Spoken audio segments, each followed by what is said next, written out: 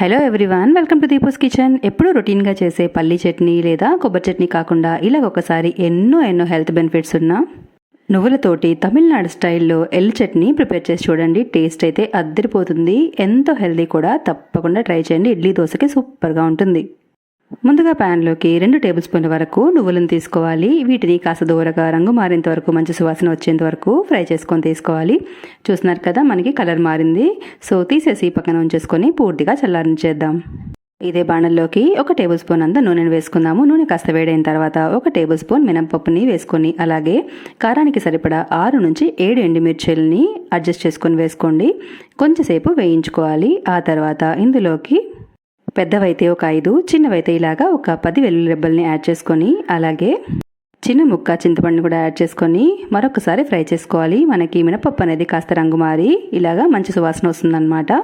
ఇప్పుడు ఇందులోకి 2 పెద్ద టమాటాలని చాప్ చేసుకొని యాడ్ చేసుకోవాలి. అలాగే ఇవి త్వరగా ఉడకడానికి 1 టీ స్పూన్ అంతా కల్లుప్పుని యాడ్ చేశాను. మీరు సాల్ట్ అయినా వేసుకోవచ్చు. టమాటాలు అనేవి మనకి మెత్తబడేంత వరకు మనము కుక్ చేసుకోవాలి.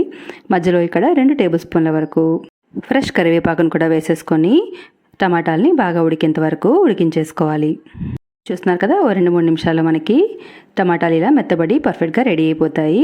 తరువాత స్టవ్ని స్విచ్ ఆఫ్ చేసేసి పూర్తిగా చల్లబడినిచ్చేసేయాలి. వీటిని మనము మిక్సీ జార్లోకి అయితే యాడ్ చేసుకుందాము. ముందుగా నువ్వులు నేను యాడ్ చేశాను. తర్వాత మన టమాటా మిశ్రమాన్ని కూడా ఇక్కడ యాడ్ చేసేసుకుందాము. మీకు వాటరీగా కావాలనుకుంటే వాటరీగా, మామూలుగా అయితే ఈ చట్నీ గట్టిగానే ఉంటుంది. కొద్దిగా ఇంగువని యాడ్ చేసుకొని కొంచెం గట్టిగానే మనము మిక్సీ పట్టేసుకోవాలి. చూస్తున్నారు కదా, అవసరమైతే వాటర్ని యాడ్ చేసుకోండి.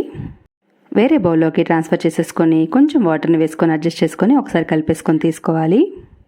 బాణల్లోకి 1 టీ స్పూన్ అంత ఆయిల్ వేసుకొని అందులోకి ఆవాలు, జీలకర్ర, మినపప్పును వేసుకొని ఇవి కాస్త వేగిన తర్వాత 2 ఎండుమిర్చిలను తుంచుకొని యాడ్ చేసుకొని ఇవి కాస్త వేగాక కొద్దిగా కరివేపాకును పెట్టేసుకొని పోపు పెట్టేసుకొని దీన్ని మనము చట్నీలోకి అయితే యాడ్ చేసేసుకోవాలి. అంతేనండి, మరి ఎంతో టేస్టీ అయినా కమ్మటి అండ్ చాలా హెల్తీ అయినా ఎళ్ళు చట్నీ, అదే నువ్వుల చట్నీ అయితే రెడీ అయిపోయింది. వేడి ఇడ్లీతో పాటు కానీ లేదంటే దోశతో పాటు సర్వ్ చేసుకుంటే చాలా టేస్టీగా ఉంటుంది. రొటీన్గా చేసే చట్నీలు కాకుండా ఒకసారి ఇలా ట్రై చేయండి. ఇంట్లో అందరికీ చాలా నచ్చుతుంది. తప్పకుండా ట్రై చేసి ఒక లైక్ చేయండి. ఛానల్ని సబ్స్క్రైబ్ చేసుకోవడం మర్చిపోకండి. Thanks for watching.